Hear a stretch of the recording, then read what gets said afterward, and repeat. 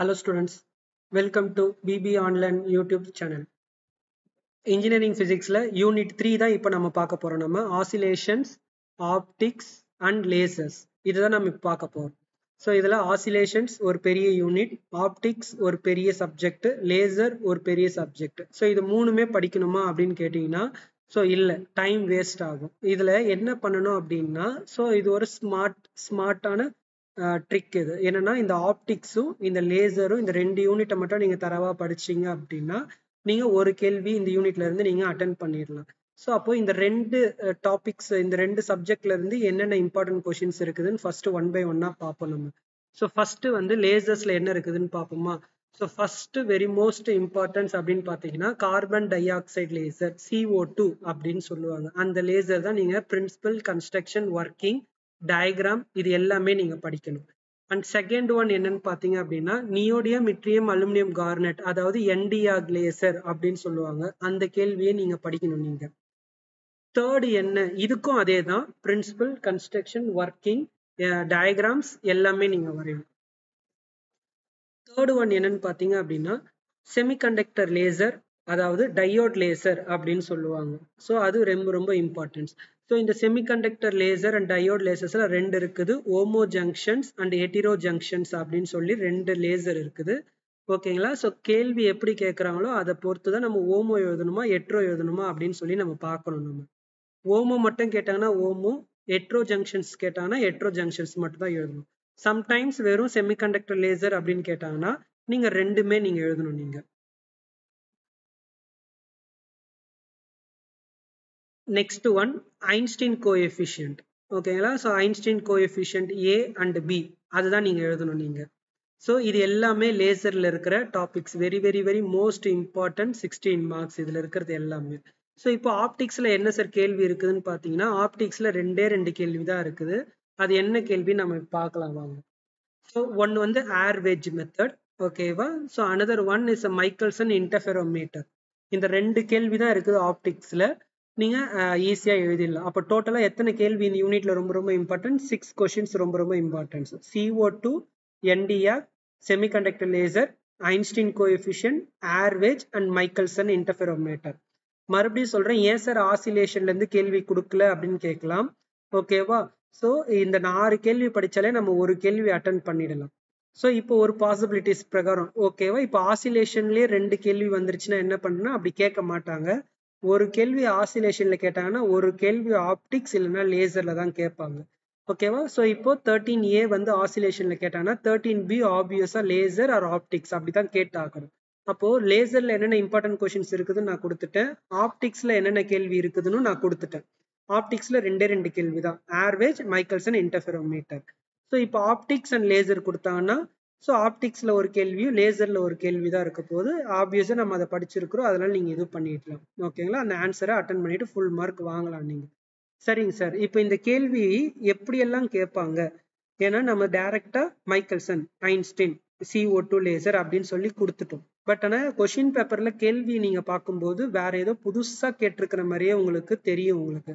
இப்போ அதுக்கு நம்ம என்ன பண்ணலாம்னா ஸோ என்கிட்ட இருக்கிற பழைய கொஸ்டின் பேப்பர்ஸ்ல கேட்ட கேள்விகள், ஓகேவா. ஸோ ரொம்ப ரொம்ப மோஸ்ட் இம்பார்ட்டன்ட் கொஸ்டின்ஸ் எல்லாமே நான் இங்க வந்து கொடுத்துருக்கிறேன் நான்.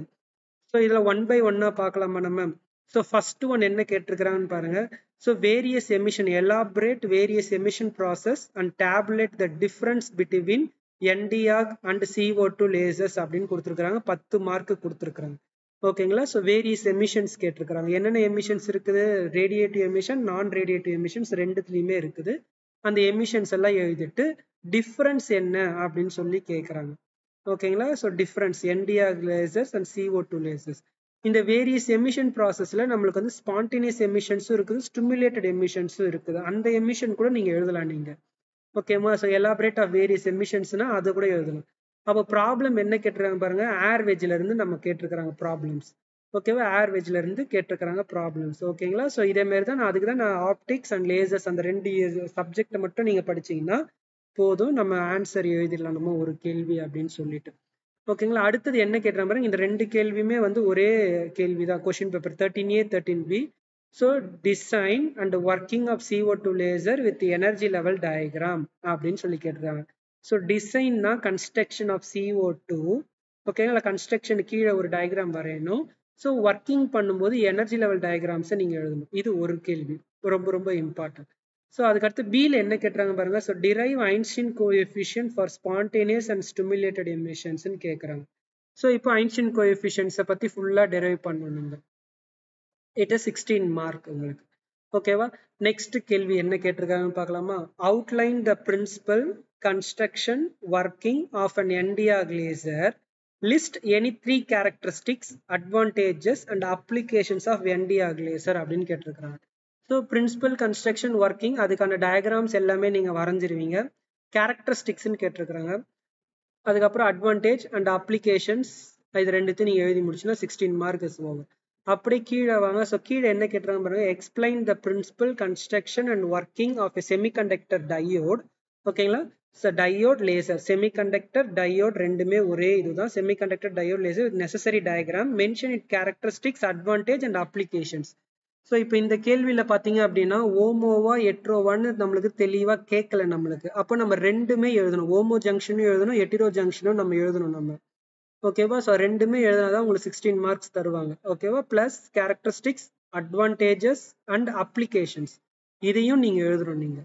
நெக்ஸ்ட் அடுத்த கேள்வி என்ன கேட்கறாங்க பாருங்க. லேசர் பாயிண்ட் நான் எங்க வச்சிருக்கிறேன்னு பாருங்க. Compare a homo junction semiconductor laser with a hetero junction semiconductor laser and detail their features கேட்டிருக்காங்க. ஃபீச்சர்ஸ் ஓகேங்களா? ஸோ ரெண்டுமே கம்பேரிசன்ஸோட நம்ம எழுதணும் நம்ம. ஸோ அடுத்த கேள்வி என்னன்னு பாருங்க. So describe with necessary energy level diagram the construction and working NdAr laser. Mention any 2 application of NdAr laser கேட்டிருக்காங்க. ரொம்ப ரொம்ப importance. But necessary energy level diagram கேட்டிருக்காங்க. அது ரொம்ப ரொம்ப இம்பார்ட்டன்ட். அதுக்கு மார்க்குங்க. அப்படியே அடுத்த கேள்வி என்னன்னு பாருங்க. பிரின்சிபிள்ஸ் ஆஃப் லேசர்ஸ் அப்படின்னு கேட்டிருக்காங்க. அதுக்கப்புறம் describe the construction and explain the working principle of CO2 laser with energy level diagrams. So இதே மாதிரி எனர்ஜி லெவல் டயக்ராம்ஸ்ன்னு சொல்லி கேட்கும் போதே அதுக்கு ரொம்ப ரொம்ப இம்பார்ட்டன்ட். டயக்ராமுக்கு மார்க் உண்டு.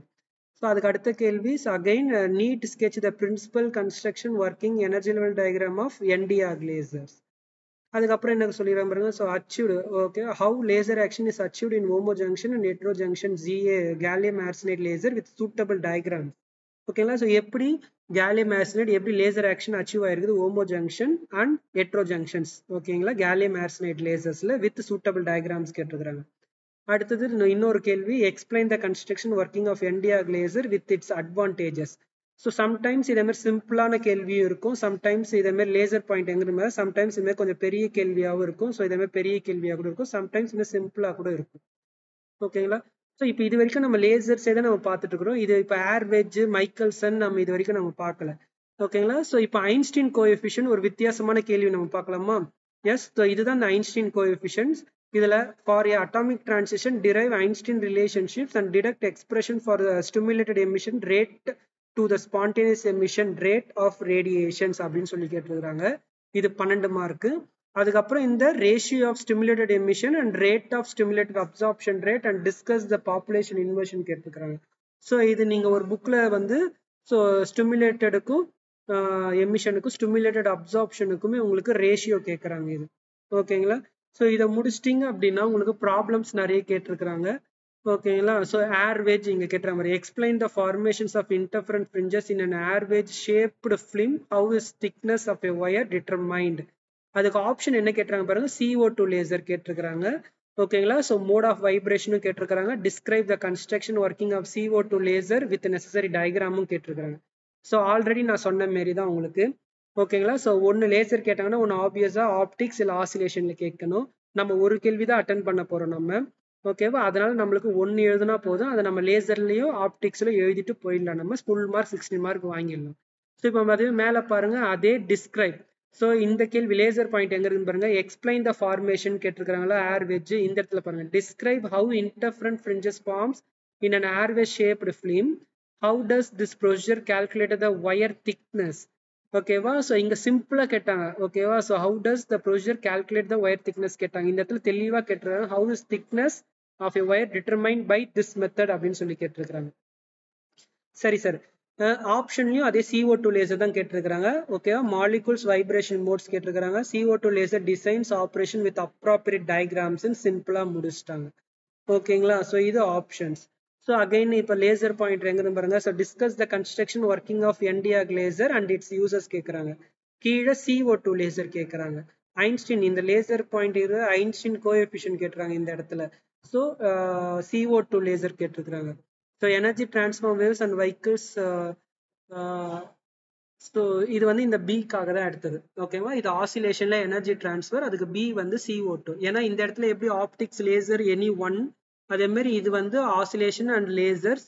நான் சொன்ன மாதிரி தான் ஆசிலேஷன்ஸ் வித் ப்ராப்ளமோட இது இருக்குது பாருங்க. ஆசிலேஷன்ஸ் ப்ராப்ளம் கேட்டிருந்தாலும் ஓகே, பட் கீழே வந்து நம்மளுக்கு CO2 லேசர் ஒன்று கேட்டிருக்கிறாங்க. 4 மார்க்குக்கு வந்து என்ன கேட்டிருக்கிறாங்க பாருங்க. So source of some problems ஒன்று கேட்டிருக்கிறாங்க. ஓகேவா? இதே மாதிரி ப்ராப்ளம்ஸ் அட்டன் பண்ணிட்டு போயிடலாம். இப்போ இந்த கேள்வி வந்து ஐன்ஸ்டீன் ரிலேஷன்ஸ் புதுசா கேட்டிருக்கிறாங்க. கீழே வந்து டிஸ்கஸ் ஹோமோஜங்ஷன் ஹெட்ரோஜங்ஷன் லேசர், எக்ஸ்பிளைன் வை ஹெட்ரோஜங்ஷன் லேசர்ஸ் ஆர் ப்ரிஃபர்டு. எதுக்காக எல்லாருமே ஹெட்ரோஜங்ஷன் ப்ரிஃபர் பண்றாங்க, வை நாட் ஹோமோஜங்ஷன் அப்படின்னு சொல்லி உங்களுக்கு கேள்வி கேட்டிருக்கிறாங்க. ஓகேவா? அப்போ டோட்டலா உங்களுக்கு இந்த 3rd யூனிட்ல நான் சொன்ன மாதிரி ஆப்டிக்ஸ் அண்ட் லேசர் இந்த 2 மட்டும் படிச்சாலே போதும். நீங்க ஒரு கேள்வி கண்டிப்பா அட்டன் பண்ணிடலாம். அதுவும் இம்பார்ட்டன்ட். ஓகேவா? ஃபுல் மார்க் நீங்க எடுத்துடலாம் நீங்க. ஓகேவா? ஸோ அப்போ இந்த 6 கேள்வி நோட் பண்ணிக்கோங்க. இந்த 6 கேள்வியை தவிர வேற எதுவுமே உங்களுக்கு வராது கொஸ்டின் பேப்பர்ல. இதுல இருந்து ஏதாவது ஒண்ணு கண்டிப்பா வந்துடும். நீங்க எக்ஸாமுக்கு போங்க. ஓகேவா? ஸோ இதுல இருந்து வேற ஏதாவது புதுசா வந்துச்சுன்னா நீங்க வந்து கமெண்ட் பண்ணுங்க. புரியுதுங்களா?